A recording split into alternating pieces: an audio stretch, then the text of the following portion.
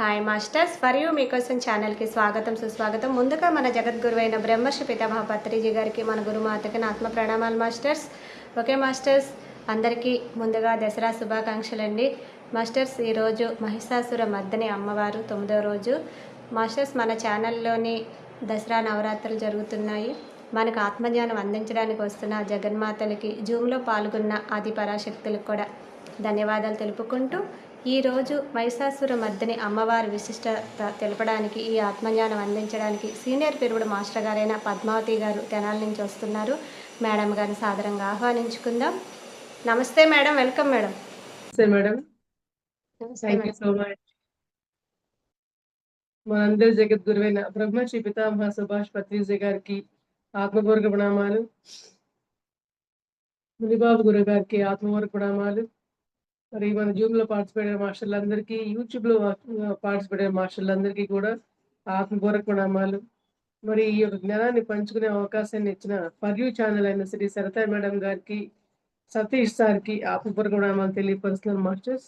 Thank you so much. Sarita Devi madam, మీరు thank you madam. అయితే masters, మరి దసరా పండుగ చేసుకుంటున్నాం. విజయదశమి అన్న, దసరా అన్న, మన విజయాన్ని పొందడానికి ఇవన్నీ కూడా రకరకాల పద్ధతుల్లో మనం మన యొక్క ఆత్మానుభూతిని పంచుకుంటూ ఉంటాము. మరి ఒక మాస్టర్ ద్వారా నేను తెలుసుకోవడం జరిగింది, దసరా అంటే మనలోని అంటే దశ గుణాలను, నిర్గుణాలను, దుర్గుణాలను మనందరూ తొలగించుకొని, మరి ఆసరా అంటే ఏం ఆసరా తీసుకోవాలి అంటే జ్ఞానం యొక్క ఆసరా తీసుకోవాలి. శ్వాస యొక్క ఆసరా తీసుకొని మనం ధ్యానం ద్వారా మనం ఈ యొక్క దసరా మాతల యొక్క నవదుర్గల నుంచి మనం వాళ్ళలో ఉన్న సుగుణాలు ఏంటి, ఆ సుగుణాలు మనం తీసుకోవాల్సిన బాధ్యత మనకందరికీ ఉంది. సో అందువల్ల మనం విగ్రహారాధన ద్వారా పూజలు చేస్తుంటారు, రకరకాల విధానాలు చేస్తున్నా కూడా మరి చివరికి ధ్యానం ద్వారా మనం అమ్మవారిలో ఏం గుణాలు ఉన్నాయి, మనలో ఉన్నాయా లేవా, మనలో తీసేసుకోవాల్సిన గుణాలు ఏంటి, ఆ గుణాలు ఏంటి మనం పొందాలి, ఆ యొక్క దశ గుణాలు ఏంటి అనేది మనం పొందుతూ ఉండాలి మాస్టర్స్.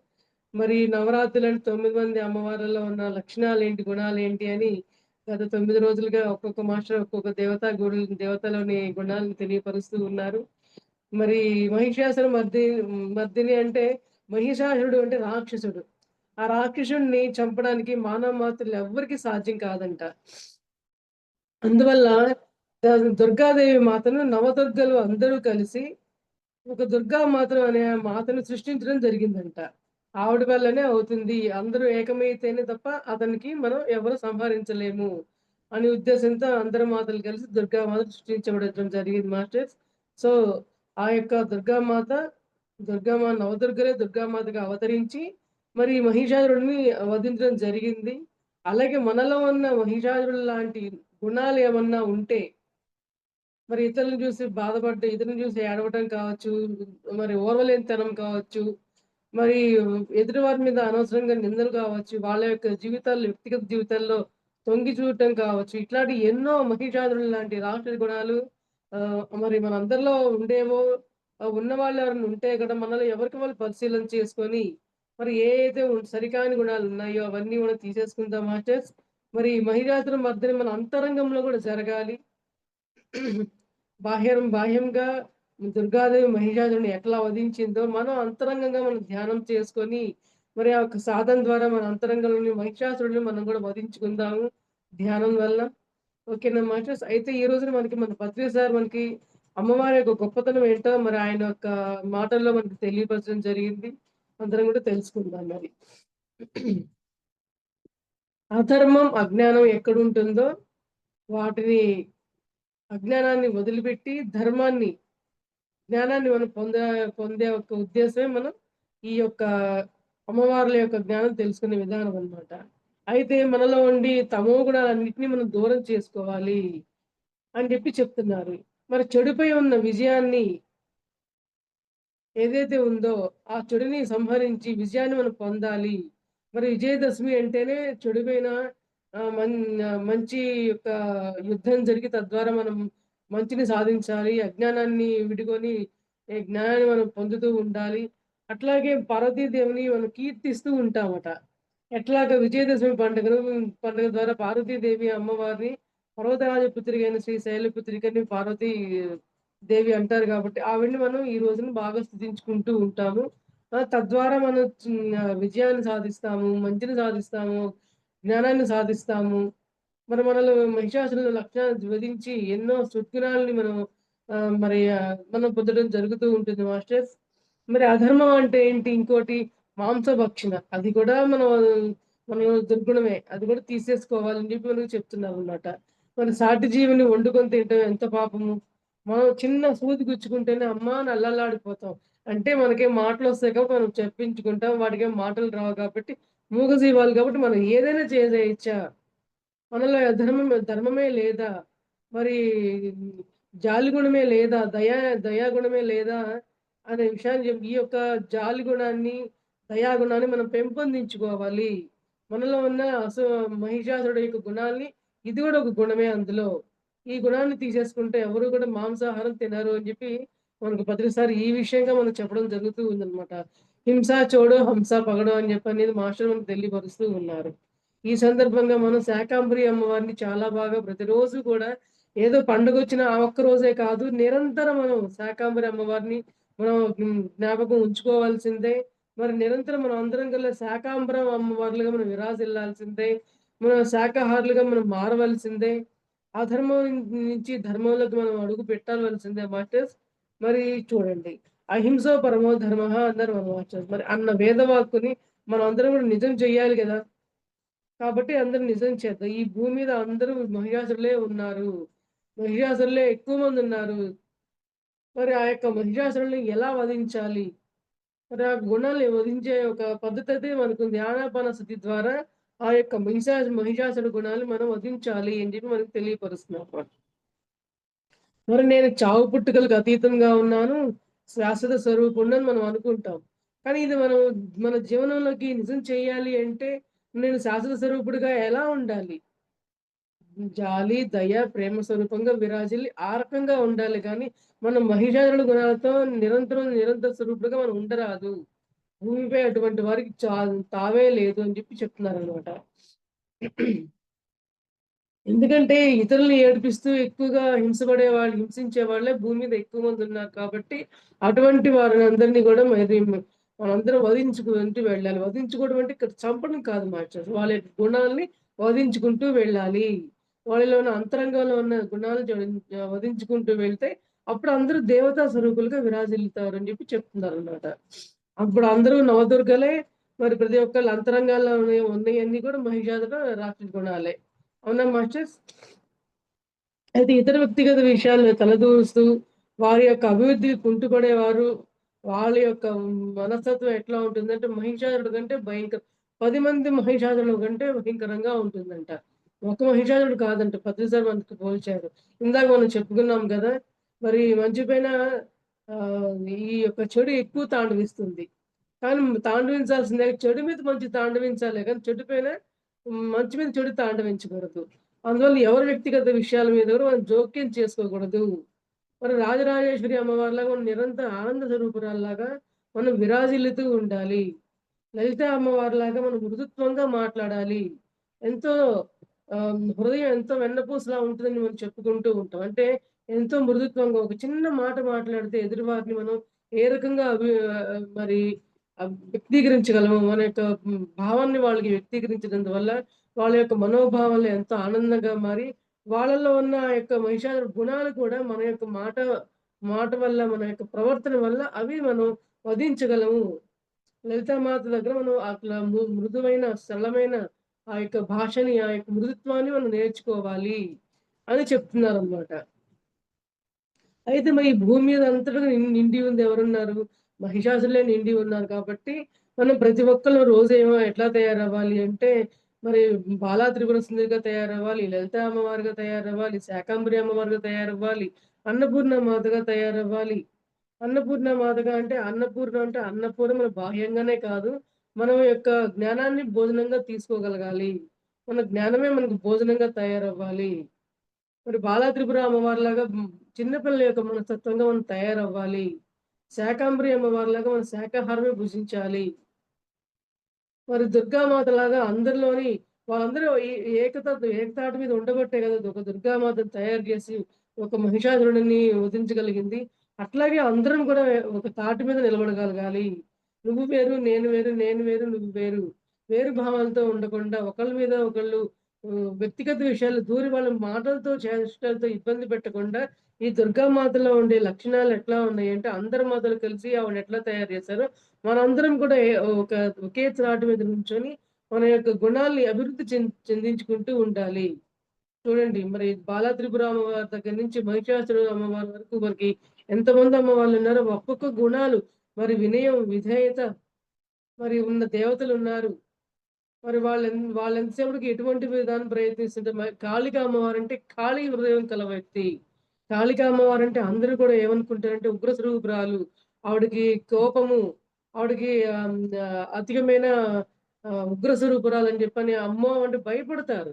కానీ ఆవిడంత శాంత స్వరూపురాలు ఎవ్వరూ లేరు. ఆవిడంత హృదయం ఖాళీగా ఉన్నట్టుగా ఎవరి హృదయము ఖాళీగా ఉండదు.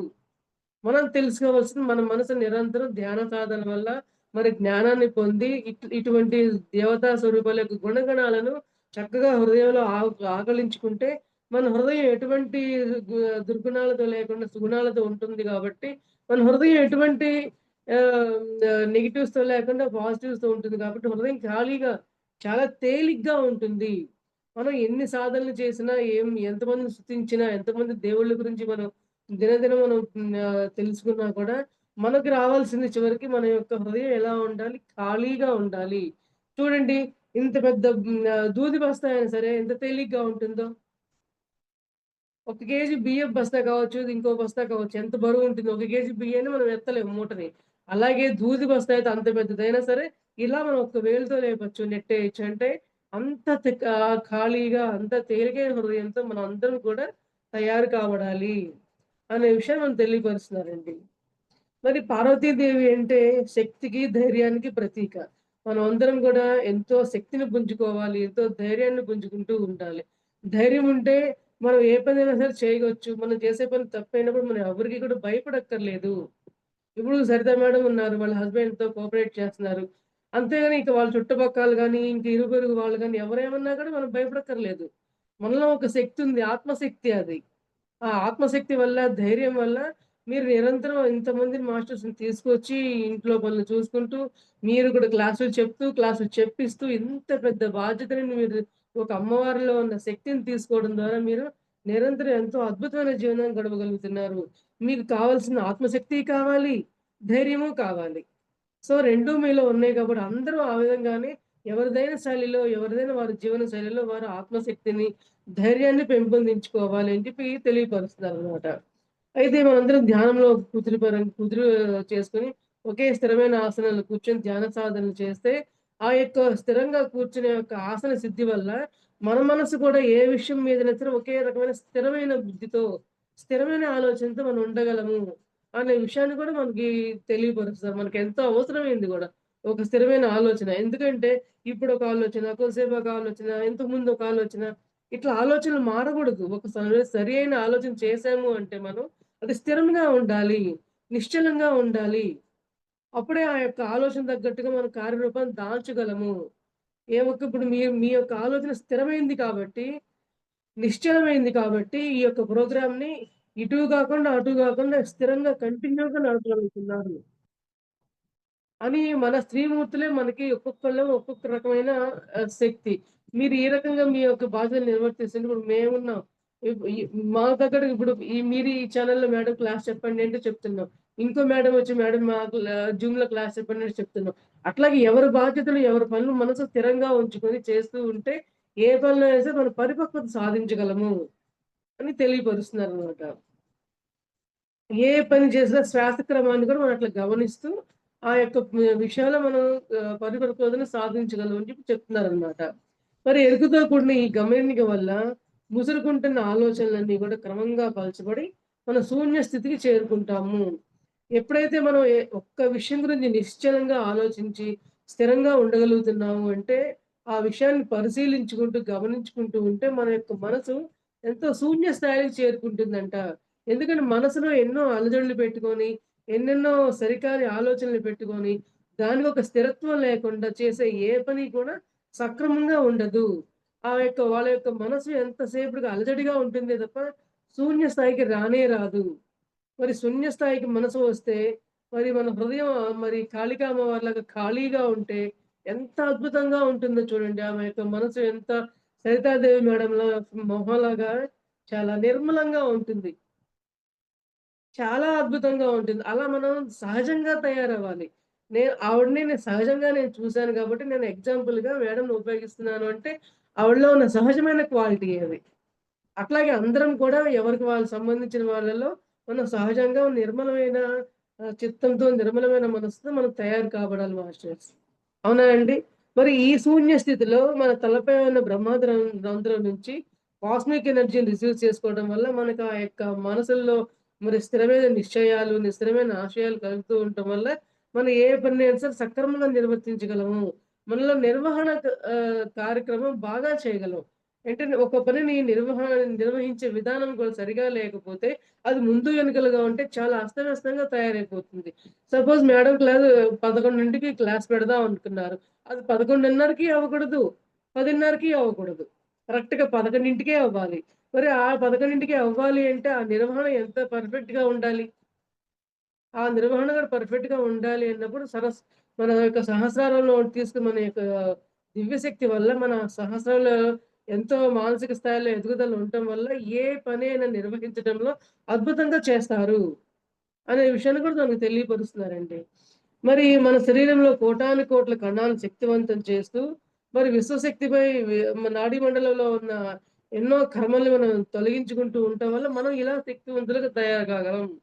ఎటువంటి శక్తి మరి మన యొక్క నవదుర్గల గురించి చెప్పుకున్నాం. ఆ శక్తి మాతల యొక్క నాడీ మండలం ఎంత అద్భుతంగా తయారు కాబడుతుంది మాస్టర్స్.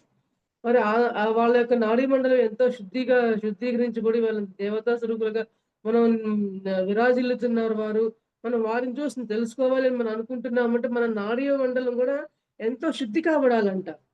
నాడీ మండలం కూడా శుద్ధి కాబడితే తప్ప స్థిరమైన మనస్సు, నిశ్చలమైన ఆలోచనలు, మరి స్థాయికి మనం నేర్చుకోగలగడం గానీ, చేరుకోగలగడం గానీ, మరి ఆజ్ఞాచక్రం నుండి మన యొక్క దివ్య తేజస్సును ఉదయించుకొని, మన యొక్క భవిష్యత్తుని తెలుసుకోగలగడం కానీ, ఇయన్నీ కూడా మనం చేయగలగాలి అంటే, అలా ప్రతి ఒక్కళ్ళు మనం తయారవుతేనే అలా కాగలమండి.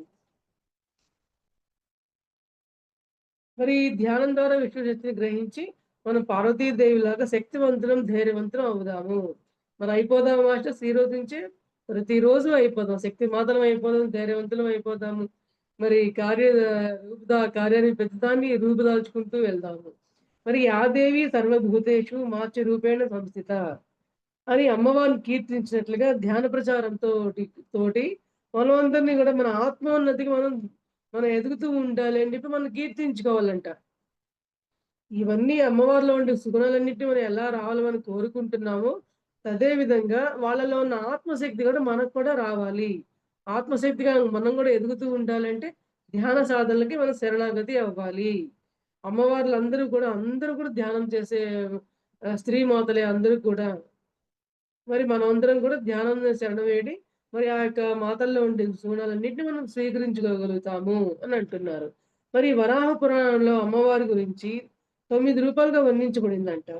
ప్రథమం శైలపుత్రిక, ద్వితీయం బ్రహ్మచారిణి, తృతీయం చంద్రఘంటేసి, కూర్మాండేతి చతుర్థకం, పంచమం స్కందమాతేతి, షష్టమం కాత్యాయనీతి దేవి, సప్తమం కాలరాత్రి చ మహాగౌరీ చ మస్తకం, నవమం సిద్ధిదాత్రి చ నవదుర్గా ప్రకీర్తిత. అంటే వరాహ పురాణంలో అమ్మవారి గురించి 9 రూపాలుగా వర్ణించబడిందంట మాస్టర్స్. మరియు శైలపుత్రి, బ్రహ్మచారిణి, కమండలము, ఆహ్, వి చంద్రఘంట, కూష్మాండం, స్కందమాత, కాత్యాయని, కాళరాత్రి. మరి ఈ అమ్మవార్లలో ఉన్న శక్తులు అంటే మనం ఒకసారి చూద్దాం మాస్టర్స్. శైలపుత్రి అంటే పర్వతరాజ కుమార్తె శైలపుత్రిగా అమ్మవారు మొదటి రోజున మరి చేతిలో త్రిశూలం ధరించి ఇంకో చేతిలో కమలం దర్శనం ఇస్తుందన్నమాట. మరి తద్వారా మనం తెలుసుకోవాల్సిన విషయం ఏంటంటే, త్రిశూలం అంటే మనలోని ఈ త్రిగుణాలను మనం పొందాలి. అంటే ధ్యానం, స్వాధ్యాయం, సజ్జన సాంగత్యం ద్వారా మన యొక్క అజ్ఞానాన్ని దూరం చేసుకొని ధ్యాన పరంగా మనం ఎదగాలి అనే విషయాన్ని అమ్మవారు త్రిశూలంతో పోల్చారు అని మనం చెప్పుకోవాలండి. మరి కమలంతో దర్శనం ఇవ్వడం అంటే, మన యొక్క సహస్రారాన్ని కమలంతో పోల్చారు కాబట్టి, మన సహస్రాల కమలంతో పాటు ఆ యొక్క విష్ణు శక్తిని మనం పొందాలి. అందులో ఆ విషయాన్ని మనం కమలతో మనం పోల్చడం జరిగింది. మరి శైలపుత్రితో పాటుగా. మరి నెక్స్ట్ ఏం జెప్పారు? త్రిశూలం గురించి ఏం జెప్పారంటే మరి మనలోని సత్వ, రజ, స్తమ గుణాలకు ప్రతీక.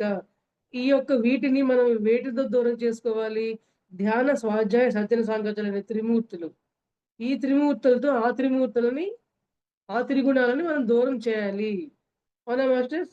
మరి ఈ యొక్క 3 గుణాల నుంచి మనం విముక్తులం అవ్వాలి కాబట్టి, నిర్గుణం అవ్వాలి కాబట్టి, మనకి ఈ త్రిగుణాలనేవి, ఈ త్రిగుణాలని ఈ త్రిమూర్తుల ద్వారా మనం మరి నిర్మూలన చేసుకోవాలి.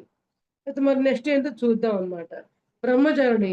బ్రహ్మచారిణి అనగానే మనం మరి ఆహ్, విరక్తి చెంది, వైరాగ్యం చెంది సన్యాసం పుచ్చుకోవడము, బ్రహ్మచారులని మన ప్రతి ఒక్కళ్ళ ఆలోచన అలానే పోతుంది. కానీ మనం ఇక్కడ తీసుకోవాల్సింది ఏంటంటే బ్రహ్మచారిణి అంటే ఆవిడ నిరంతరం బ్రహ్మతోనే చరిస్తూ ఉంటుందంట. బ్రహ్మంతోనే ఉంటుందంట. బ్రహ్మం అంటే నిరంతరం ఆత్మశక్తితో నిండి ఉండి, నిరంతరం విశ్వానికి అంకితమై ఉంటుందంట. నిరంతరం విశ్వంతో కనెక్ట్ అయి ఉండటం వల్ల వాటిని బ్రహ్మచారిణి అంటారు. బ్రహ్మంతో చరించే వాళ్ళని బ్రహ్మచారిణులు అంటారు. అంటే మనందరం కూడా బ్రహ్మచారులుగా అవ్వాలి. ఎట్లా బ్రహ్మచారులుగా అవ్వాలంటే బ్రహ్మతో ఎలా చరించాలి అంటే, ఆ యొక్క గుణం ఊరికే వచ్చేస్తుందా అండి? రాదు.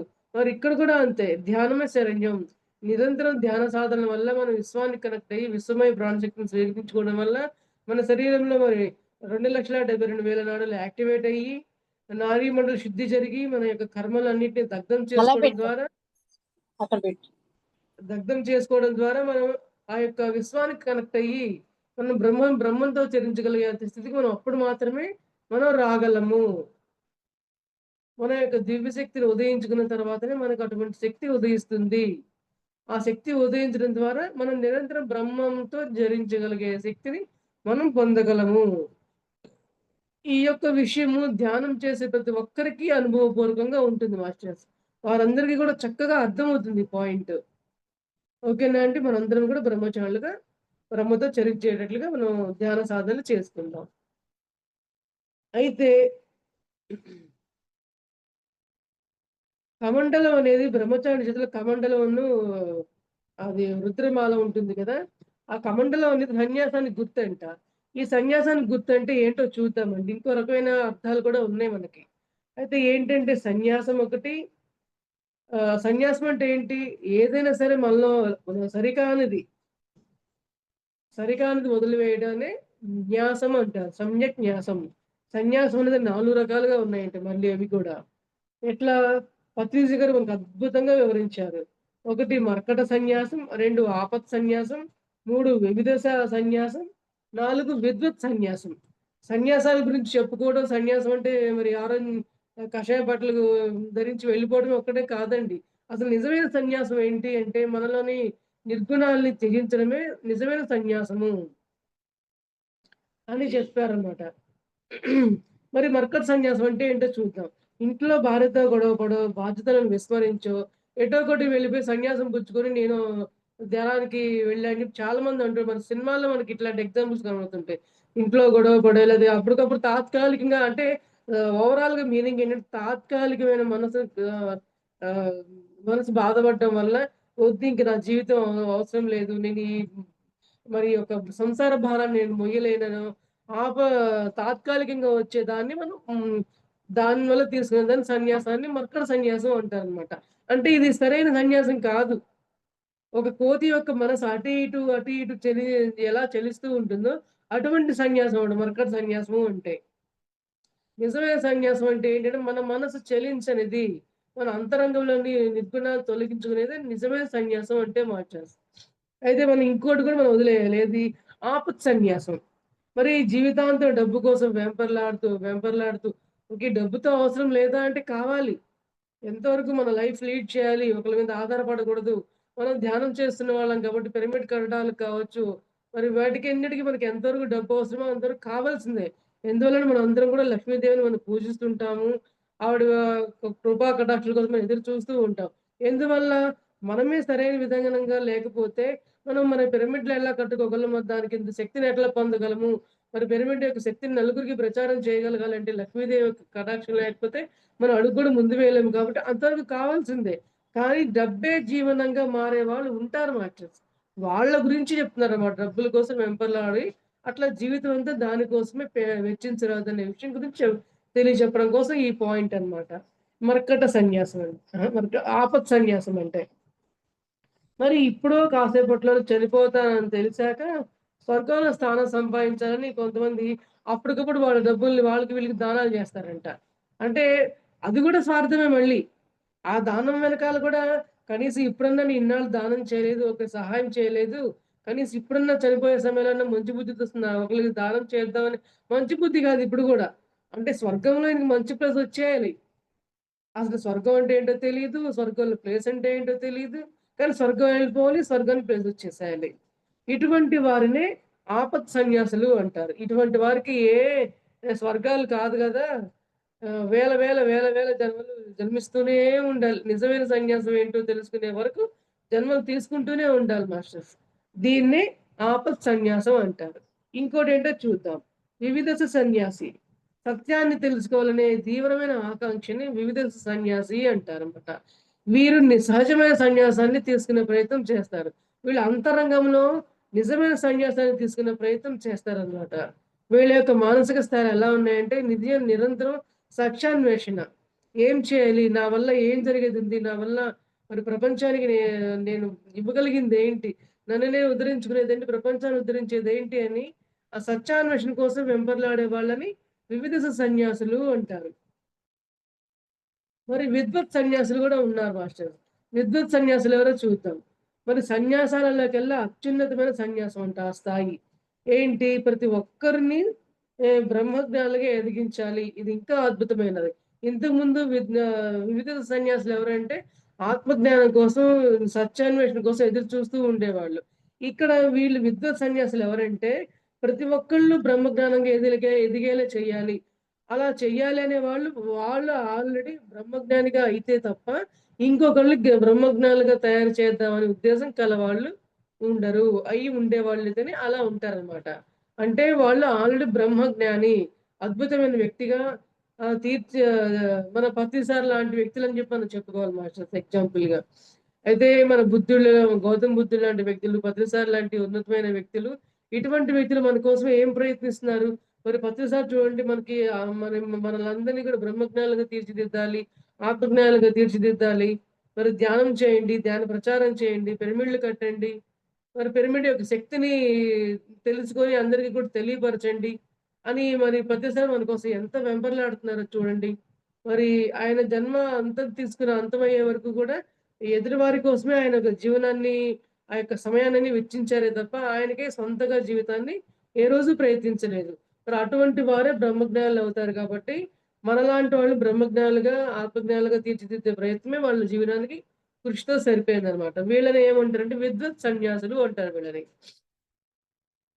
అయితే మరి బ్రహ్మజ్ఞాన సంసారానికి కూడా సంసారం పట్ల తమకున్న బంధాలను విడిచి ధ్యాన జ్ఞాన సాధనలతో సంసారంలోనే నిర్మాణం చెందుతారు. మరి ప్రతిసారి మనకి అది కూడా ఎగ్జాంపులే. మరి కుటుంబంతోనూ ఉన్నారు. అలానే కుటుంబానికి అతుక్కోలేదు. పరుల కోసము మరి ఆయన ధ్యాన సాధనలు చేయండి అని చెప్పి ధ్యాన ప్రచారానికి ఊరూరు తిరిగారు. మరి ఒకరు ఉన్నా సరే ధ్యానం చెప్పడం కోసం అని చెప్పి వేరే ఎన్నెన్నో ఊర్లు తిరిగారని చెప్పి అంటూ ఉంటారు. మరి ఆయన ఈ కుటుంబాన్ని వదిలిపెట్టారా? కుటుంబాన్ని వదిలిపెట్టలేదు. మరి ధ్యాన ప్రచారాన్ని వదిలిపెట్టలేదు. మరి చూడండి ఎంతటి మరి అందుకే కదా మనకి ఇంత గోల్డెన్ మిడిల్ పాత్ అంటే మనకి ఊరికే అనలేదు మాస్టర్స్. సో, అందువల్ల మన యొక్క వ్యాపారాలను ధర్మబద్ధంగా చేస్తూనే మనం బ్రహ్మజ్ఞానులుగా ఎదగాలి. ఇప్పుడు చూడండి చాలా మంది మన పిరమిడ్ సొసైటీ వాళ్ళది పిరమిడ్ పార్టీ గూడా ఉంది. మరెందుకు పార్టీ పెట్టారు? మరి అది రాజకీయం కదా! మరి రాజకీయాల్లో ఆధ్యాత్మికత జోడించేదేంటి అని మనం అనుకుంటాం. కానీ నిజమైన ఒక బ్రహ్మజ్ఞాని, నిజమైన ఒక ఆత్మజ్ఞాని, మరి వారు ధర్మబద్ధంగా, న్యాయబద్ధంగా ఒక రాజకీయంలో ఉంటే మరి సమాజాన్ని ఎటువంటి విధంగా ఉద్ధరించాలి? సమాజంలో అందరిలోని ఎటువంటి శాకాహారులుగా మార్చడం అయితేనేమి, ధర్మబద్ధులుగా మార్చడం అయితేనేమి, అందరిగా ఎన్నో రకాలుగా ఉత్తమంగా తీర్చిదిద్దడానికి ఆయన వంతు జీవితాన్నే అర్పించడం జరిగింది మరి. మరి మనమందరం కూడా అట్లాగే విద్వత్ సన్యాసులుగా మారాలి అనే విషయాన్ని మనకు తెలియపరుస్తూ ఉన్నారు మాస్టర్స్. మరి అప్పుడే వాళ్ళు సకల జీవులందు బ్రహ్మత్వ భావంతో మనం వాళ్ళ యొక్క బ్రహ్మచారిణిలాగా, అమ్మవారిలాగా వెలిగిపోతారు. చూడండి.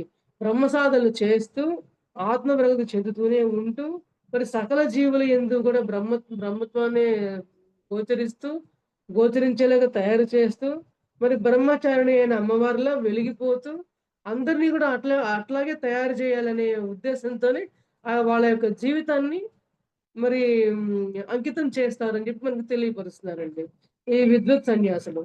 అంటే మనం అందరం కూడా విద్వత్ సన్యాసుల్లా మారాలి అని చెప్పని దాంట్లోని జ్ఞానాన్నంతా మనకి తెలియపరచడం జరిగింది. అదనమాట.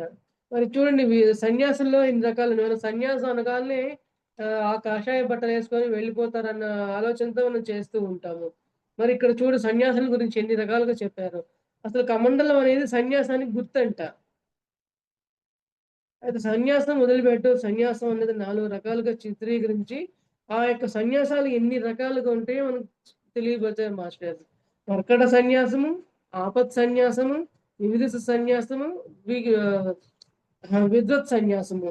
ఈ 4 రకాల సన్యాసాలు గురించి మనం తెలుసుకున్నాం కాబట్టి, మనం ఏ రకమైన సన్యాసంలో మనం ఉన్నాము అని మనల్ని మనం ఎటువంటి సన్యాసానికి మనం రావడం జరగాలి. అసలు నిజమైన సన్యాసం అంటే విద్వత్ సన్యాసము. ఈ సన్యాసంలోకి ప్రతి ఒక్కరం కూడా రావాలి. యొక్క ఈ విద్వత్ సన్యాసం అనేది మనకి భద్రసారి చెప్పిన మధ్య మార్గము. ఈ యొక్క మధ్య మార్గ స్థితి వల్ల మనం విద్వత్ సన్యాసంలోకి అద్భుతంగా మనం తయారు కాగలము అని చెప్పి చెప్తున్నారు.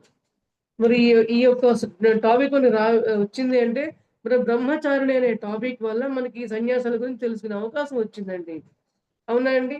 మరి బ్రహ్మచారిణి అంటే అందరూ గూడా బ్రహ్మచారులుగా చక్కగా ఆత్మజ్ఞానులుగా, బ్రహ్మజ్ఞానులుగా ఎదగాలి. నిజమైన సన్యాసం అంటే ఏమిటి అనే విషయాన్ని ఎన్నో రకాలుగా 4 రకాలైన విధానాలుగా మనకి వివరించడం జరిగింది. అవునా అండి? మరి ఇప్పుడు చంద్రఘంట అనే అమ్మవారి గురించి తెలుసుకుంటాము. మరి ఈ శిరస్సులో చంద్రఘంట రూపంలో ధరించిన అమ్మవారు సింహవాహినిగా దర్శనమిస్తారంట. మరి సింహవాహినిగా దర్శనం అంటే చంద్రుడు అంటే మన మనస్సుతో మనల్ని కంపేర్ చేశారు ప్రతిసారి మనకి. అంటే మన మనసు చంద్రబింబం వలె మరి కోటి కాంతుల వెలుగులతో నిండిపోవాలి. అంటే మన హృదయం అట్లా నిర్మలంగా ఉంటేనే మన హృదయం ఖాళీగా ఉంటే మాత్రమే అట్లా మన చంద్రకాంతి యొక్క వెలుగులతో నిండిపోగలదు. మరి మన మనసులో అలజడిలో లేకపోతే సరికాని ఆలోచనలో, స్థిరమైన నిశ్చలమైన ఆలోచనలు లేకపోతే మన హృదయం అట్లా వెలిగే అవకాశమే లేదు. ఇక్కడ వెలిగే అవకాశం అంటే వెలుగు తెల్లగా మనకేం కనపడేదేది కాదండి. మన యొక్క విద్వత్ సన్యాసం మనం ఎవరైతే ఉన్నామో, మనం ఏ పని చేసినా కూడా అది చక్కగా ఆచరిస్తూ చేస్తూ ఉంటాం కాబట్టి, చక్కగా అది విరాజిల్లుతూ ఉంటుంది. నలుగురిలోకి ప్రచారం జరుగుతూ ఉంటుందన్నమాట. అట్లా చేస్తూ ఉండటం వల్ల. మనం అది నేర్చుకోవాలి. అంటే మన మనసులో పరివిధాలుగా వస్తున్న ఆలోచనల ఉధృతిని తగ్గించాలంటే శ్వాస మీద ధ్యాస ధ్యానము ఒక్కటే శరణాగతి. చెప్పుకున్నాం మాస్టర్స్ మనం ప్రతి దానికి ఏమి సాధించాలన్నా కూడా మరి ఆనాపానసతి ధ్యానం మనకి పత్రి సార్ మనకు అందించడం జరిగింది. మన పత్రి సార్‌కి 2500 సంవత్సరాల క్రితమే పాళీ భాషలో గౌతమ బుద్ధుల వారి ద్వారా అందించడం జరిగింది మాస్టర్స్. మరి ఈ ఆనాపానసతి ధ్యానం ఆషామాషి అయినదా? మరి ఈ ధ్యానంలోకి రావడానికి కనీసం 5, 600 జన్మలు దాటగలిగితే గాని రాలేరు, నిలవలేరు అనే విషయాన్ని ప్రతిసారి ఘంటాపథంగా చెప్తూ ఉంటారండి. తద్వారా మనం రాగలిగాము, ఇంత జ్ఞానం చెప్పుకోగలుగుతున్నాం అంటే మనం కూడా మరి వేల జన్మలు, వందల జన్మలు దాటుకుంటూ రాగలిగాం కాబట్టే ఈ విషయాన్ని చెప్పగలుగుతున్నాము. చెప్పినా కూడా వినగలుగుతున్నాము. వినడము ఆషామాషి కాదు, చెప్పడము ఆషామాషి కాదు.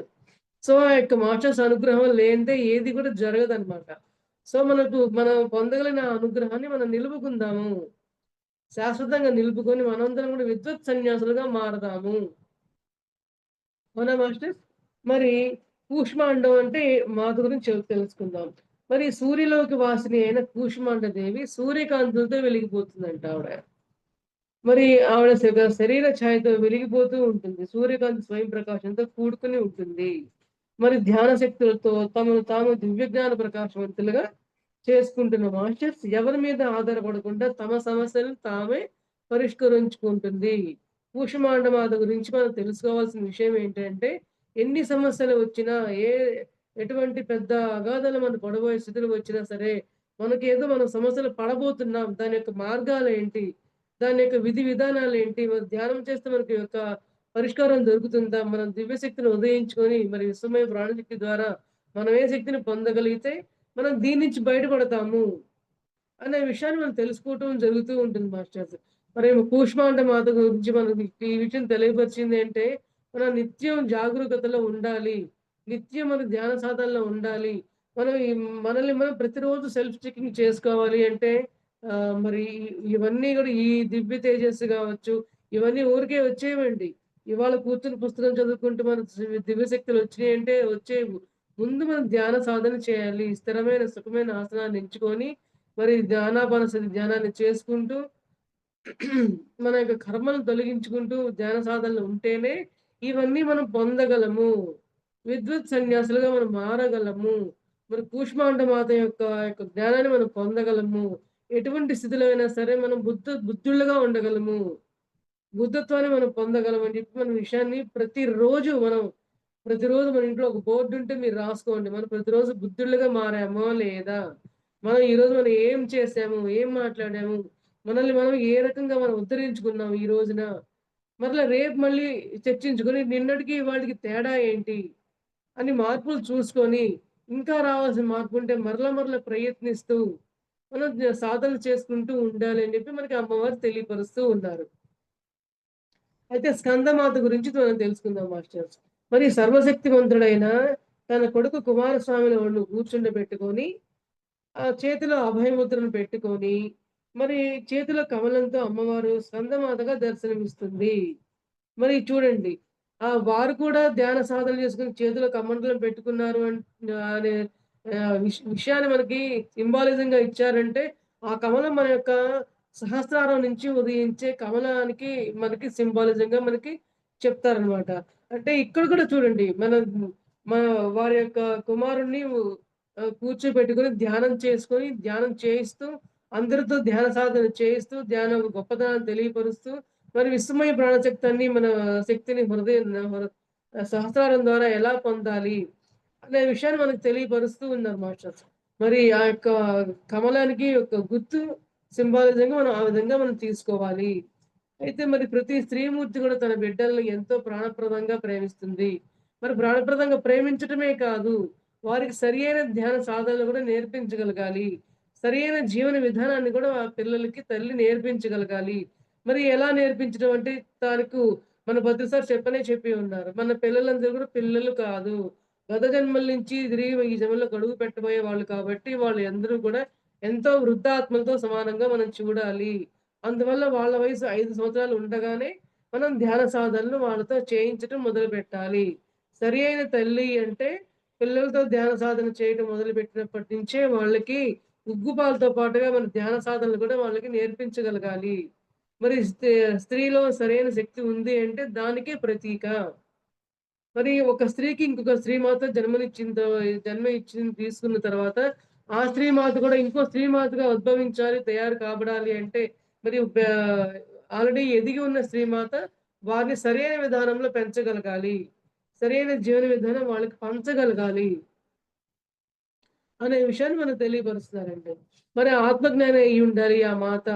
మరి ఆత్మజ్ఞానం అయ్యి ఉంటేనే ఆ యొక్క పిల్లలకి ఆ వయసు నుంచి ధ్యానం చేపిస్తూ, మరి వాళ్ళ యొక్క అజ్ఞానం దూరం చేస్తూ, జ్ఞానవంతులుగా వాళ్ళని పెంచుకుంటూ, తీర్చిదిద్దుకుంటూ, వాళ్ళ యొక్క సమస్త గుణాల్ని చిన్న వయసు నుంచే వాళ్ళలో ఉన్న గుణాల్ని సరియైన గుణాలుగా తీర్చిదిద్దబడేటట్లుగా ఆ తల్లి ఉండాలి అని చెప్పి చెప్తున్నారనమాట.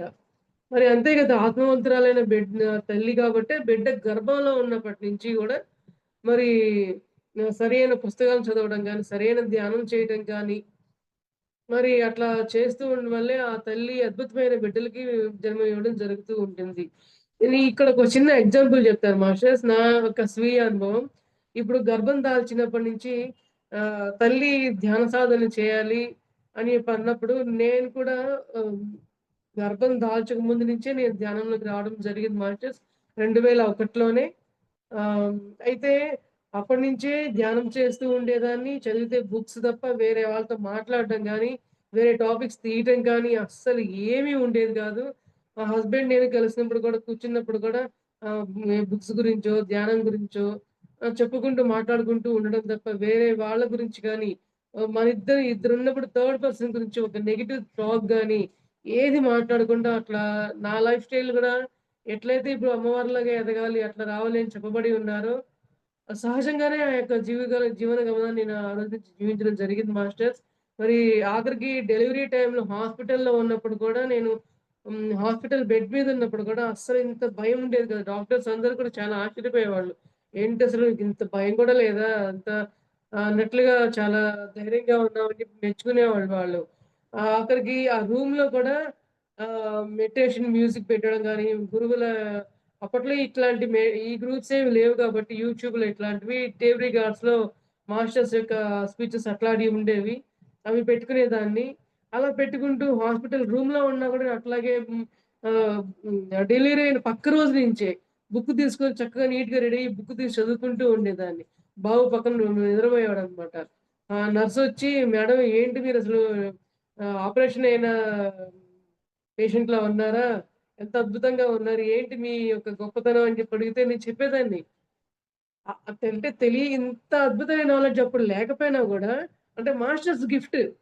గత జన్మల యొక్క సంస్కారం అనేది మనలో ఉంటే, అవి ఆటోమేటిక్‌గా అప్పుడే మనం తెలియపరుస్తామని నర్సులకి వాళ్ళందరికి కూడా చెప్పేదాన్ని. నేను ధ్యానం చేస్తాను. నేను అందరికి ధ్యాన ప్రచారమే గురించే నేను చెప్తానని చెప్పేదాన్ని మాస్టర్స్. ఇప్పటికి ఇంకా ఇద్దరు పిల్లలకి అదే జరిగింది. మరి ఇప్పటికి వాళ్ళు ఎదిగించే విధానం కావచ్చు, వాళ్ళని చదివించే విధానాలు కావచ్చు, వాళ్ళకి నా 8 ఏళ్ల వయసప్పటి నుంచే మరి పిల్లలకి సంబంధించిన ప్రోగ్రామ్స్ అంతా ఉండేవన్నమాట. అంటే ఆ వయసులో పిల్లలకి ఎటువంటి సంస్కారాలు నేర్పాలి అనే క్లాసులుండేవి. ప్రతి సమ్మర్ హాలిడేస్‌లో ఒక 5, 6 సంవత్సరాలు కంటిన్యూగా మేము పంపుతూ ఉండేవాళ్ళమన్నమాట. అట్లాగే వాళ్ళు తెలుసుకునేవాళ్ళు, వస్తూ ఉండేవాళ్ళు. ఇప్పుడు గూడా వాళ్ళట్లాగా అటువంటి జ్ఞానంతో ఉండటం జరుగుతూ ఉంది. వాళ్ళు గూడా వాళ్ళ స్నేహితులతో అటువంటి విషయాలనే చెప్పేవాళ్ళుగా ఎదిగారు. చక్కగా అంటే మన యొక్క జీవన విధానం ఇలా ఉంటే ఇలా ఉంటుంది అనే దానికి ఒక ఎగ్జాంపుల్‌గా ఆహ్, చెప్పొచ్చు. నా జీవన విధానం మాస్టర్స్ అటువంటి జీవనాన్ని నాకివ్వడం అనేది నా యొక్క గతజన్మ సంస్కారాలు. నేను యూనివర్స్‌కి ఎంతో థాంక్స్ చెప్పుకుంటున్నాను మాస్టర్స్. మరి అందరూ చేయవలసిన పని ఇదే.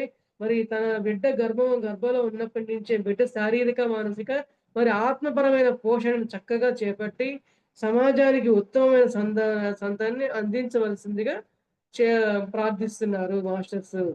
అని మనం అందరం కూడా అటువంటి విధానంగా మనం మన కుటుంబాల వాళ్ళు కావచ్చు, సమాజంలో తెలిసిన వాళ్ళు కావచ్చు, ఎవరికైనా సరే అవకాశం ఉంటే పంచడమే మన యొక్క పంచితే పెంచబడుతుందని చెప్పి మనం పంచుతూ ఉండాలి మాస్టర్స్. మరి కాత్యాయని మాత గురించి చెప్పుకుందాం.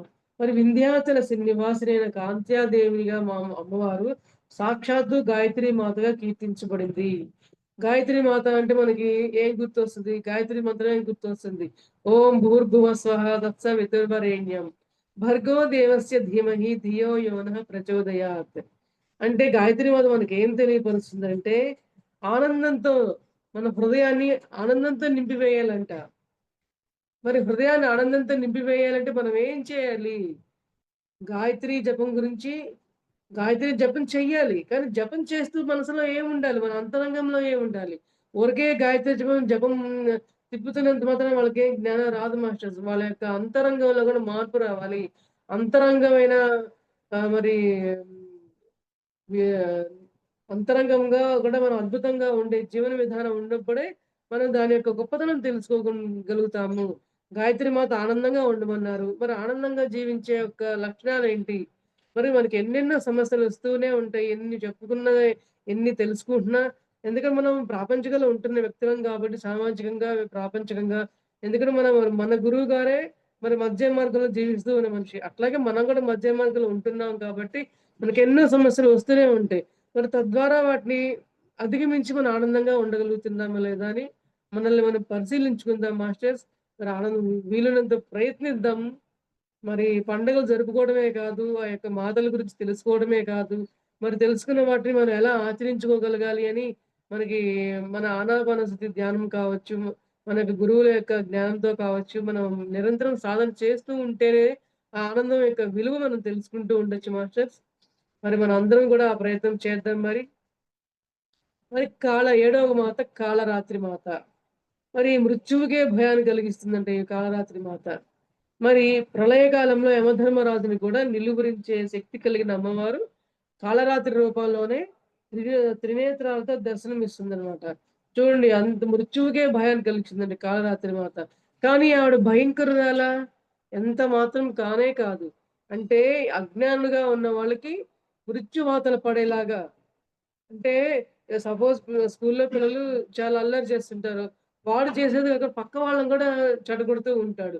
అటువంటి వారి యందు మరి మృత్యువాత లాగానే సరైన 4 కర్ర దెబ్బలు పడితేనే వాళ్ళకి ఆ సమయంలో బుద్ధి ఎలా వస్తుందో, అట్లాగే మృత్యు రూపానికి భయం కలిగించే విధంగా ఆ యొక్క కాళరాత్రి మాత ఉంటేనే ఈ యొక్క యమధర్మరాజు లాంటి వ్యక్తికి కూడా భయకంపనాలు కలిగి తన యొక్క భయంకరమైన లక్షణాలను తొలగించుకోగలడు అనే విషయాన్ని మనం తెలియపరుస్తున్నారనమాట. మనం ప్రాపంచికంగా కూడా యమధర్మరాజులు ఎంతమంది భూమి మీద? యమధర్మరాజులు అంటే ఇట్లా ఆ రూపంలో ఊహించుకోకూడదండి. యమధర్మరాజులో ఉండే లక్షణాలు, మహిషాసురుడిలో ఉండే లక్షణాలు, వీళ్ళల్లో ఉండే ఆ దుర్గుణాలన్నిటిని కూడా మనం పారద్రోలుకోవాలి. ఇప్పుడు చూడండి ఒకే ఒక మాట సింపుల్‌గా చెప్పారు. ఎవరైతే పక్కవారిని మంచి చేస్తున్నా గూడా వెనక్కి లాగే వాళ్ళుంటారో, అంటే శల్య సారథ్యం అంటారు. ఐడియా ఉందండి? శల్య సారథ్యం అంటే కృష్ణుడు యుద్ధంలో రథాన్ని జయిస్తూ ఉంటే శల్యుడనే అతననమాట మాటలతోనే పొళ్ళు పొడుస్తూ ఉంటాడంట. "నీ వల్లేమవుతుంది? నీకంత జ్ఞానమే లేదు. నువ్వు యుద్ధం చేయలేవు." ఏదో అర్జునుడిని. ఇట్లా వెనక్కి లాగే ప్రయత్నాలు మానసికంగా చేస్తూ ఉంటారంట. దాన్ని శల్య సారథ్యం అంటారు. అట్లాగే మన భూమి మీద కూడా మనం సహజంగా మనం సమాజంలో ఉండేవాళ్ళు కూడా శల్య సారథ్యం చేసేవాళ్ళు చాలా మందుంటారండి. ఎందుకంటే ఒక మంచి చేసేటప్పుడు వాళ్ళని కూడా వెనక్కి లాగేటట్లుగా వీళ్ళకి ఎక్కడ మంచి పేరొస్తుందో, వీళ్ళందరినీ ఎక్కడ మెచ్చేసుకుంటారో ఆ యొక్క శక్తి వాళ్ళకి లేక, ఆ యొక్క లక్షణాలు వాళ్ళకి లేక పక్క వాళ్ళకి కూడా రాకూడదు. వాళ్ళు నాకు కూడా రావాలని ప్రయత్నం చేయకపోగా, వాళ్ళకి అటువంటి పేరు ప్రఖ్యాతులు రాకూడదని, వాళ్ళు ఆ రకంగా ఎదగకుండా చేయాలని, వాళ్ళ నెగెటివ్ మాటలతో వాళ్ళని కృంగదీస్తూ వాళ్ళని వెనక్కి తీసే ప్రయత్నం చేస్తూ ఉంటారంటండి. ఆ రకంగా ఉన్న వాళ్ళందరిలో గుణాలు కూడా మర్దించుకోవాలి. మర్దనం జరగాలి అన్న విషయాన్ని తెలియపరుస్తున్నారనమాట మనకి. మరి చర్మచక్షువులు 2 మూసుకొని ధ్యానంలో శ్వాస మీద ధ్యాస ఉంచినప్పుడే నుదిటి భాగంలో దివ్య చక్షువు తెరుచుకుంటుంది. అవునా అండి? మరి మనందరం కూడా ఆనాపానసతి ధ్యానాలు చేసి, మరి స్థిర సుఖ ఆసనంలో కూర్చొని, మరి ఆహ్, మన యొక్క మనసులో ఆలోచనలన్నిటిని గూడా యోగః చిత్త వృత్తి నిరోధః ఆలోచనలన్నిటిని తొలగించుకొని ధ్యానం చేయటం వలన మనకి దివ్య చక్షువు ఉదయిస్తుంది అనే విషయాన్ని తెలియపరుస్తున్నారు. అయితే మరి దివ్య చక్షు ద్వారా భూత, భవిష్యత్, వర్తమాన కాలాన్ని వీక్షించగలిగిన ఆత్మజ్ఞానికి చావు పుట్టుకలనేది ఉండవు. మరి అన్నివి పరిణామ క్రమంలో కేవలం మజిలీలు మాత్రమే అని తెలుస్తుంది. చూడండి దివ్య చక్షువు ఉన్నవారికి చావు పుట్టుకల గురించి తెలుస్తుంది. మరి ఈ జన్మే ఆభివృద్ధి చేసుకోవాలి అని అనుకుంటూ ఉంటారు. కానీ వాళ్ళ యొక్క ప్రయత్నాలు అలా సాగుతూ ఉంటాయా? ఎలా సాగాలని తెలుసుకుంటూ ఉండాలి. మన గత జన్మలేంటి? మన భవిష్యత్తు జన్మలేంటి? అనే విషయాలు గూడా వాళ్ళు తెలుసుకుంటూ ఉంటారు. మరి గత జన్మలు తెలుసుకుంటూ ఉంటే ఏం ఉపయోగం అని అంటారేమో! గత జన్మలు తెలుసుకోవడం వల్ల మనం ప్రెజెంట్ జీవిస్తున్న జీవనంలో మార్పులు, చేర్పులంటే మనం చేసుకోవడానికి అవకాశం ఉంటుంది. అలాగే గత జన్మలో మనకు ఈ జన్మలో దుఃఖరాహిత్యం కలిగితేనే జన్మరాహిత్యం కలుగుతుంది. మరి దుఃఖరాహిత్యవంతులుగా మనం ప్రయత్నం చేస్తేనే, అలా మన జన్మరాహిత్యం అవుతుందనే జ్ఞప్తికి మనం ఉండాలి. ఆ ఎరుక మనం తెచ్చుకోవాలి. మనం ఎరుకలో జీవించగలగాలి నిరంతరం కూడా. మరి నిరంతరం ఎరుకతో ఉండి మరి ధ్యాన సాధన చేసేటప్పుడు మనం గత జన్మలు తెలుసుకొని, ఈ జన్మలో సరిగా లేకపోయినా కూడా, మరి తర్వాత జన్మలో సరిగా ఉండవు. మరి ఈ రోజున ఇప్పుడు మన వంట ఇప్పుడు సక్రమంగా చేస్తేనే మనం మధ్యాహ్నం పూట 2కి మనం సరైన భోజనం చేయగలము. ఇక్కడ మనం సరైన వంట చేయనప్పుడు మరి మధ్యాహ్నం భోజనం సమయంలో మనకి ఆకలేస్తుంది. సరైన భోజనం లేకపోతే మన శరీరం సరిగ్గా నిలవదు. మన మనస్సు సరిగ్గా నిలవదు. అట్లాగే గత జన్మలు తెలుసుకున్నప్పుడు ఈ జన్మలో సరైన ప్రయత్నం చేయకపోయినా, సరైన సాధన చేయకపోయినా, మరు జన్మ తీసుకోబోయే జన్మలో కూడా క్వాలిటీ ఉండదు. అజ్ఞానం, చర్యలకు సంబంధించినవే ఉంటాయి. మరి ఈ జన్మలో జ్ఞానవంతంగా ఉంటేనే మరు జన్మలో గూడా ఇంకొంచెం క్వాలిటీ అయిన జన్మను తీసుకోవడానికి అవకాశం ఉంటుంది.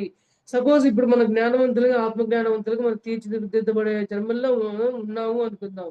అలాగే మన నెక్స్ట్ జన్మలో ఏమవుతామంటే ఇంకా ఉత్తమమైన జన్మలు తీసుకొని, ఇంకా ఉత్తమమైన సదాత్ములుగా మనం తయారయ్యి, మరి ఆత్మలోకాల్లో మనం అసలు ఏం చేస్తాం? ఆత్మలోకాల్లో ఏం జరుగుతుంది? అక్కడ ఏం జరగడం వల్ల మనం భూమి మీద జన్మలు తీసుకోవడం జరుగుతుంది అని మనం తెలుసుకుంటూ ఉంటాం. ఇటువంటి విషయాలన్నీ కూడా మనకు తెలియాలి అంటే మనకు దివ్య జ్ఞానం తెలిస్తేనే దివ్య తేజస్సు మనం ఉత్తేజితమైతే తప్ప మనం ఇటువంటి విషయాలు తెలుసుకునే అవకాశం లేదు అనే విషయం తెలుస్తున్నారండి. మరి ఈ ఆత్మజ్ఞానం లేకపోతే మనం చావు భయం మనం వెంటాడుతూనే ఉంటుంది. మనం మన వాళ్ళు వదిలిపెట్టి వెళ్ళిపోతున్నామనో, లేదంటే మన ఇల్లు వాకిలు ఏమైపోవాలనో, మరి మన వాళ్ళు మనం లేకపోతే జీవించగలుగుతారో లేదో అనో, మరి ఇటువంటి భయాలతో మనం జీవిస్తూనే ఉంటాము. మరణించే సమయంలో కూడా ఎటువంటి భయాలతో మనం మరణిస్తూ ఉంటాం. అదే గనక మనం ఆత్మజ్ఞానంతో ఒక మనిషి జీవిస్తూ ఉంటే, అసలు చావంటే ఏమిటి? పుట్టుకంటే ఏమిటి? మనం మరణించే సమయానికి మన యొక్క ఆత్మస్థాయిలో ఎలా ఉండాలి? మన యొక్క మానసిక స్థాయిలో మన అభివృద్ధి ఎలా విధంగా సాగితే మనం మరణించే సమయానికి మనం హాయిగా ప్రశాంతమైన విద్వత్ సన్యాసులుగా మారితే, మనం ఎంతటి చక్కటి మరణాన్ని మనం పొందగలము. మనం చక్కటి మరణాన్ని పొందగలిగితే పైలోకాలకు వెళ్ళిన తర్వాత మన కర్మలన్నిటిని తొలగించుకొని, మనం తీసుకొచ్చిన కర్మలన్నీ తొలగిస్తే అక్కడ పైలోకాలు మన యొక్క ఆత్మలు ఖాళీ అవుతూ ఉంటాయి. నెక్స్ట్ జన్మలకి బాగా తగ్గిపోతాయి. ఇప్పుడు మనకు 100 మార్కులకి ఎగ్జామ్ పెట్టారు మాస్టర్స్. పెట్టినప్పుడు మనకి ఈసారి 50 మార్క్స్ వచ్చాయి. అప్పుడు మనం ఏం చేస్తాము? నెక్స్ట్ మళ్ళీ ఎగ్జామ్ పెట్టినప్పుడు 75, 100 తెచ్చుకునే ప్రయత్నం చేస్తాం. ప్రయత్నం చేస్తామంటే ఎట్లా చేస్తాం? మనం డైలీ చదువుకుంటూ ఉంటాము. అదే మ్యాథ్స్ అయితే రోజు ప్రాక్టీస్ చేసుకుంటూ ఉంటాము. మరి ఏదైనా రాని క్వెషన్ ఆన్సర్స్ అయితే మనం రిపీటెడ్‌గా మనం హోంవర్క్ లాగా చేసుకుంటూ ఉంటాము. అప్పుడు నెక్స్ట్ రాబోయే ఎగ్జామ్‌కి మనం ఈ మార్క్స్ పెరిగే అవకాశం ఉంటుంది. తర్వాత 2, 3 పరీక్షలు రాస్తూ ఉండగా ఒక రోజుకి 100కి 100 మార్కులు వచ్చే అవకాశం కూడా ఖచ్చితంగా ఉంటుంది మాస్టర్స్. మరి మన ప్రాపంచిక జ్ఞానంతో మనం ఈ రకంగా మన విషయాన్ని తెలుసుకోగలిగితే, మన ఆధ్యాత్మిక జ్ఞానం కూడా ఆత్మపరంగా కూడా ఎలా ఎదగాలి? మనం గతించిన జన్మలైతేనేమి, ప్రస్తుతంలో ఉన్న జన్మైతేనేమి, మరి రాబోయే జన్మల్లో అయితేనేమి మన యొక్క ఆత్మస్థితి ఎలా ఉంటుందనే విషయం తెలుసుకోవాలి అంటే, మరి మనం ధ్యాన సాధన చేయవలసిందే. జ్ఞానవంతులుగా మనం ఎదగవలసిందే. మరి విశ్వమయ ప్రాణశక్తిని తీసుకొని తేజస్సుగా మారవలసిందే. అదే మనం ఇప్పుడు నవరాత్రులు కాబట్టి, మరి ఈ యొక్క నవదుర్గల్లో ఉండే ఆ యొక్క ఆత్మశక్తి ఏంటి? వాళ్ళలో ఉన్న దివ్య శక్తి ఏంటి? మరి వాళ్ళలో ఉన్న గుణగుణాలు అంత ఆషామాషీగా వాళ్ళకొచ్చాయా? మరి మనం ప్రయత్నిస్తానికి మనకేంటి? మనం ప్రయత్నించవచ్చా? ఒకవేళ ప్రయత్నించాలి అంటే ఏంటి మార్గం? అనే విషయాన్ని మనం కూలంకషంగా తెలుసుకున్నాం మాస్టర్స్. మరి మన పత్రిసారి అమ్మవార్ల గురించి తెలియడమే కాకుండా మరి బ్రహ్మచారిణి అంటే ఏమిటి? మరి సన్యాసం అంటే ఏమిటి? మరి ఆ సన్యాసాల్లో కూడా 4 రకాలైన సన్యాసాలున్నాయి. మరి ఆ 4 రకాల సన్యాసాల్లో వాళ్ళ యొక్క మనస్తత్వాలేంటి? మనం కావాల్సిన ఆ యొక్క సన్యాసం ఏంటి? మనకు కావాల్సిన సన్యాసం విద్వత్ సన్యాసము. మర్కట సన్యాసము, వివిధ సన్యాసము, విద్వత్ సన్యాసము, వివిధ సన్యాసం 4 రకాలున్నాయి మాస్టర్స్. మనం రావాల్సింది విద్వత్ సన్యాసంలోకి మనమందరం రావాలి. అంటే విద్వత్ సన్యాసంలో ఏం చెప్పారంటే, మనం ఆత్మవంతులుగా తయారయిన తర్వాత మన చుట్టూ ఉన్న వాళ్ళందరినీ కూడా ఆత్మజ్ఞానులుగా తయారు చేసే ప్రయత్నంలోకి రావాలి. అంటే మన పత్రిసారిలాగా మనం కూడా ఆయనలాగా ఉన్నతమైన సదాత్మలుగా మనం కూడా మన జీవితాల్ని ఉన్నతీకరించుకోబడాలి అనే విషయాన్ని తెలియపరుస్తున్నారు మాస్టర్స్. అందువల్ల ఈ నవరాత్రులు ఈ 9 రోజులే కాదు. మనకి నిరంతరం కూడా నవరాత్రులుగానే ఉండాలి. నిరంతరం మనకి అమ్మవారి దేవి నవరాత్రులు నిరంతరం ఉంటూనే ఉంటాయి. ఆ యొక్క శక్తులు కేవలం ఈ యొక్క 9 రోజులు మాత్రమే కాదు అని మనం తెలుసుకోవాలండి. ఈ విషయాన్ని మనం ఎరుకలో పెట్టుకోవాలి. అందువల్ల మనం మరి ఈ యొక్క అమ్మవార్లందరికీ, ఈ నవదుర్గలందరికీ కూడా మనం ఆత్మ ప్రణామాలు తెలియపరుచుకుందాము. సాష్టాంగ ప్రణామాలు తెలియపరుచుకొని, మన యొక్క అంతరంగంగా ఆత్మశక్తిగా ఎదగాలని చెప్పి, ప్రతి ఒక్కళ్ళు ఆ మార్గంలో చరించాలని చెప్పి, ఒక బ్రహ్మచారిణిగా అందరం కూడా నిరంతరం బ్రహ్మతో చరించాలని చెప్పి నేను కోరుకుంటూ, మరి ఈ యొక్క జ్ఞానాన్ని పంచే అవకాశం ఇచ్చిన for you channel Shri Saritha madam గారికి, సతీష్ సార్‌కి, వాళ్ళ బిడ్డలకి ఆత్మపూర్వక ప్రణామాలు తెలియపరుచుకుంటున్నాను masters. Thank you so much. Thank you madam. Thank you so much madam. For you మీకోసం మన ఛానల్కి వచ్చి ఎంతో గొప్ప ఆత్మజ్ఞానం అందించిన మాస్టర్లందరికీ, పద్మావతి గారికి, పుష్పలత గారికి ధన్యవాదాలు తెలుపుకుంటూ, అలాగే మాస్టర్స్ ప్రతినిత్యం ఎరుకతోటి ధ్యానం, స్వాధ్యాయం, సజ్జన సాంగత్యం చేద్దాం మాస్టర్స్. అందరి చేత చేయిద్దాం మాస్టర్స్. వైజాగ్కి మెగా పిరమిడ్ రావాలని పరమ గురువుల కోరిక, పత్రి గారి కోరిక, పత్రి మేడం కోరిక మాస్టర్స్. అందరూ సంకల్ప జ్ఞానం చేసి వైజాగ్కి మెగా పిరమిడ్ వచ్చేలా చేద్దాం మాస్టర్స్. Thank you masters.